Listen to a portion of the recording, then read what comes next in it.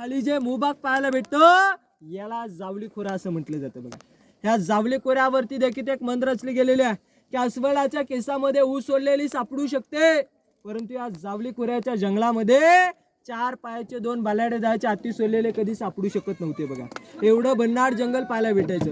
हवे जावली खोरा म्हटलं चंद्रा मोरेची ताब्यात होतं। चंद्रा मोरे म्हटलं एक मराठी माणूस होता, परंतु तो आदिलशाकडे चाकरी करायचा। चंद्रा मोरेने महाराजांनी एक राजगडावरनं प्रेमाने पत्र पाठवलं की चंद्रा मोरे अहो आपण दोघे मराठे आहोत, दोघे मिळून एकत्र स्वराज्य निर्माण करू। परंतु चंद्रा मोरे उर्मिट व गर्विष्ठ होता। तो महाराजांना उलट पत्र पाठवतो, अहो तुम्ही कसले राजे, केव्हा झाला तुम्ही राजे?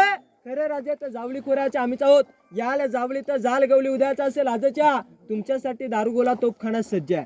महाराजांनी 145 सरदार निवडले, अहो जावलीच्या खोऱ्यात पाठवले।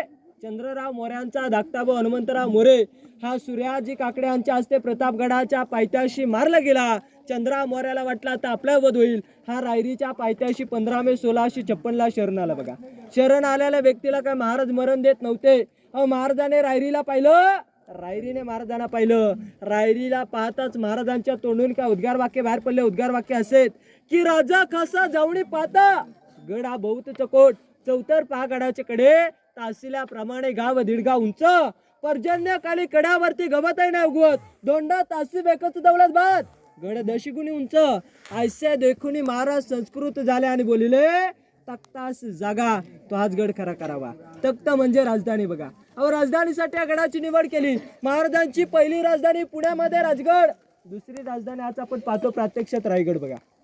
रायगडाची हाईट म्हटलं समुद्र सपाटीपासून 2851 फूट आणि जिथे आपण गाडी पार्किंग करतो तिथून या गडाची हाईट 1375 फूट आपल्याला पाहण्यासाठी भेटते।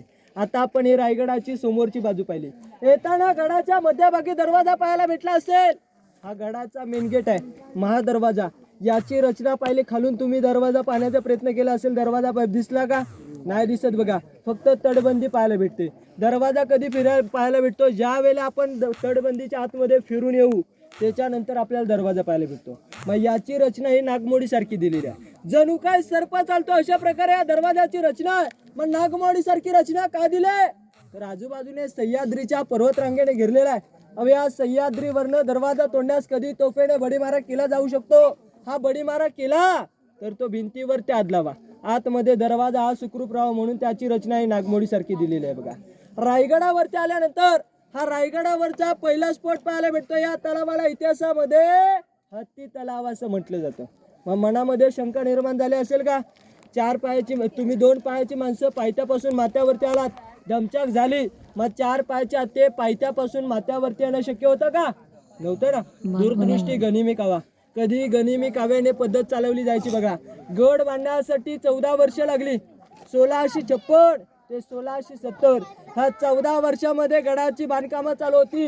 अहो ज्यावेळी गडाचं बांधकाम चालू होतं त्यावेळीच हत्तींची पिल्ले लहान असताना पालखीमध्ये बसवली, गडावरती आणली, त्यांचं पालन पोषण हे गडावरती केलं। अंघोळ करण्याची पाणी पिण्याची ठिकाण इथे होती, म्हणून या तलावाला इतिहासामध्ये हत्ती तलाव असं नाव दिलं बघा। म्हणून म्हटलं जातं की अंधाराला घाबरत नाही। अहो अंधाराला घाबरत नाही कारण अबळाची साथ आहे, मोडेल पण वाकणार नाही। ही मात्र मर्द मराठ्यांची जात आहे, ही मात्र मर्द मराठ्यांची जात आहे। बोला छत्रपती शिवाजी महाराज की जय, पवने जय शिवाजी महादेव।